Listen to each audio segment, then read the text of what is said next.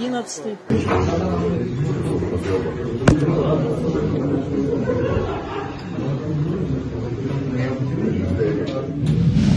Ukraina dengan berani melancarkan serangan udara besar-besaran menjelang perundingan damai dengan Rusia yang diharapkan akan berlangsung di Istanbul.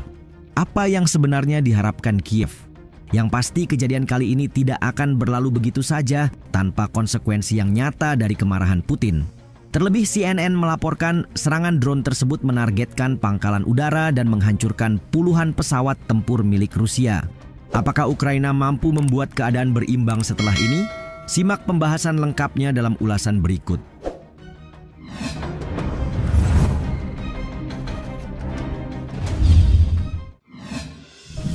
Serangan ke pangkalan udara Rusia.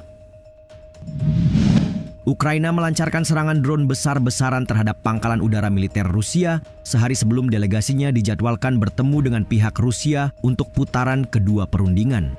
Seorang pejabat pemerintahan mengatakan kepada CNN bahwa pemerintahan Trump tidak diberitahu tentang operasi itu.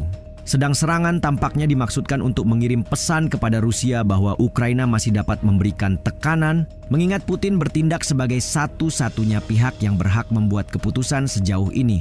Saluran France 24 melaporkan Ukraina menyerang pesawat pengebom jarak jauh Rusia yang berkemampuan nuklir pada sebuah pangkalan militer di Siberia Minggu 1 Juni 2025.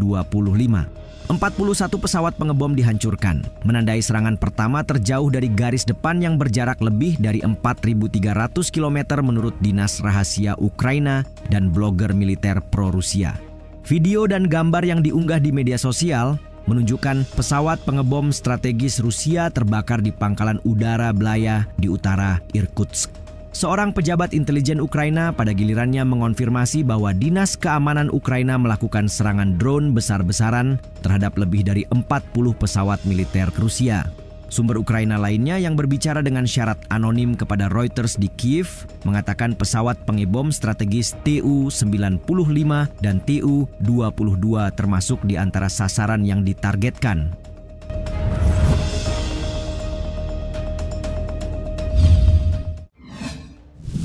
Operasi Jaring Laba-Laba. Dalam operasi rahasia yang belum pernah terjadi sebelumnya, Dinas Keamanan Ukraina membuat pergerakan berani dengan menyerang jauh ke dalam wilayah Rusia. Dengan nama Sandi Jaring Laba-Laba, operasi tersebut melibatkan serangan serentak paling ambisius terhadap pangkalan udara Rusia yang dilakukan oleh Ukraina sejak perang dimulai. Jadi, bagaimana operasi Jaring Laba-Laba bekerja? Melansir CNN, operasi ini merupakan serangan yang menggunakan sekitar 117 drone yang dimasukkan ke dalam truk beratap kayu. Menurut sumber keamanan, drone pertama-tama diselundupkan ke wilayah Rusia dan disembunyikan di rumah-rumah kayu bergerak di atas truk. Atapnya kemudian dibuka dari jarak jauh untuk selanjutnya drone dikerahkan dalam serangan.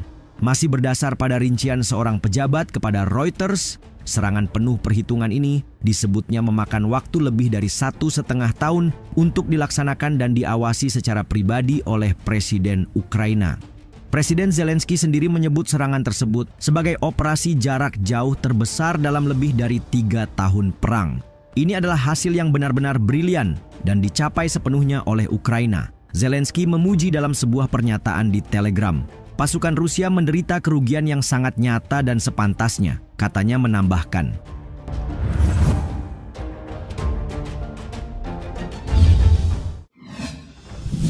Terjadi di 5 pangkalan udara.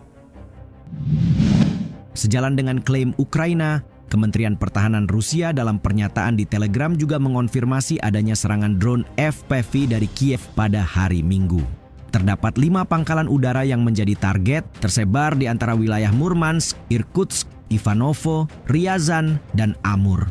Di lapangan udara militer di wilayah Ivanovo, Ryazan, dan Amur, semua serangan teroris berhasil ditangkis. Demikian bunyi keterangan yang dirincikan, sembari menambahkan bahwa beberapa unit pesawat terbakar di wilayah Murmansk dan Irkutsk, tetapi api berhasil dipadamkan, serta tidak ada korban jiwa dari personel militer maupun personil sipil.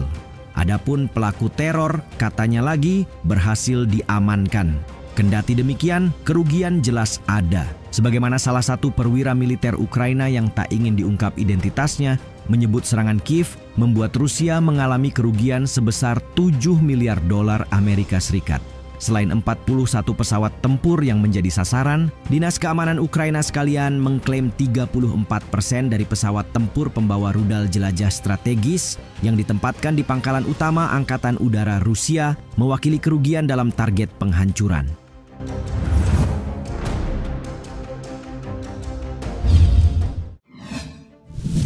Awan gelap penerbangan Rusia. Meskipun eskalasi perang semakin meningkat, delegasi Rusia dan Ukraina tetap duduk berhadapan pada hari Senin di Istanbul untuk putaran kedua negosiasi dalam upaya mencapai perdamaian. Benar saja, Kiev sukses membuat Kremlin terdiam. Media pemerintah Rusia mengutip pernyataan Kementerian Pertahanan Negara itu pada hari Senin, tapi tidak ada tanggapan publik langsung dari otoritas Rusia terhadap serangan Ukraina tersebut. Sampai video ini dibuat, kita juga belum mendengar tanggapan dari Vladimir Putin sejauh ini. Setidaknya hanya ada para pakar penerbangan yang telah menjuluki serangan terhadap Moskow sebagai hari yang buruk bagi penerbangan Rusia. Pakar Ukraina Valery Romanenko mengatakan analis perang akan melihat tingkat kerusakan dengan citra satelit.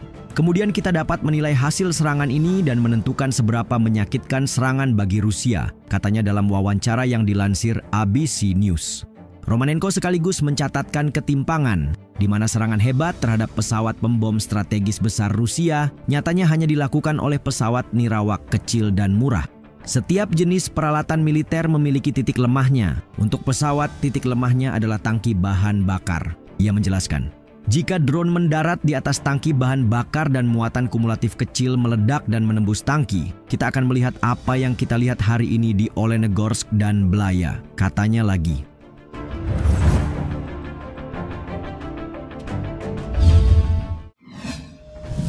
Konsekuensi serangan Ukraina. Konsekuensi serangan terhadap kemampuan militer Rusia sulit diperkirakan pada tahap ini. Jelasnya pihak Rusia menerima pukulan telak setelah Ukraina disinyalir menjadi pihak yang paling menderita dalam beberapa waktu belakangan. Para blogger militer Rusia menyesalkan hari yang suram bagi penerbangan setelah serangan Ukraina. Rybar, akun Telegram yang dekat dengan militer Rusia, menyebutnya sebagai pukulan yang sangat berat, merujuk pada keteledoran serius oleh intelijen Rusia. Analis militer Blackbird Group Osint Service dari Finlandia, Pasi Paroinen, mengatakan keberhasilan serangan itu menunjukkan bahwa Rusia telah gagal memperkuat pangkalan udaranya terhadap serangan udara, seperti membangun hanggar yang dibentengi. Namun makna simbolis ini menjadi penting bagi Ukraina, mengingat tentaranya telah menghadapi kemunduran di garis depan. Katarzyna Zesk, seorang profesor hubungan internasional dan sejarah kontemporer di Akademi Pertahanan Norwegia, menyoroti waktu serangan menjelang perundingan di Istanbul.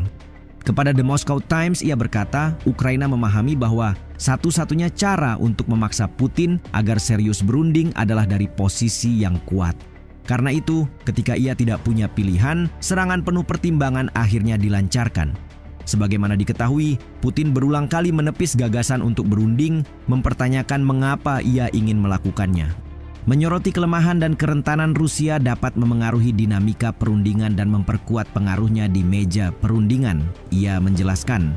Hal ini sekaligus menandai kesuksesan Ukraina dalam menyingkirkan aset militer berharga Rusia, suatu kemampuan yang kemungkinan besar terbukti lebih efektif dalam memaksa Rusia untuk terlibat dalam perundingan damai daripada pendekatan diplomatik ala Trump.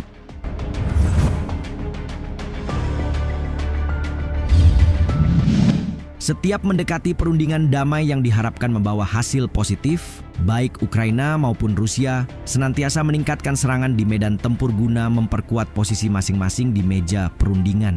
Setelah keberhasilan Ukraina, akankah Putin bersikap lebih lunak atau justru sebaliknya?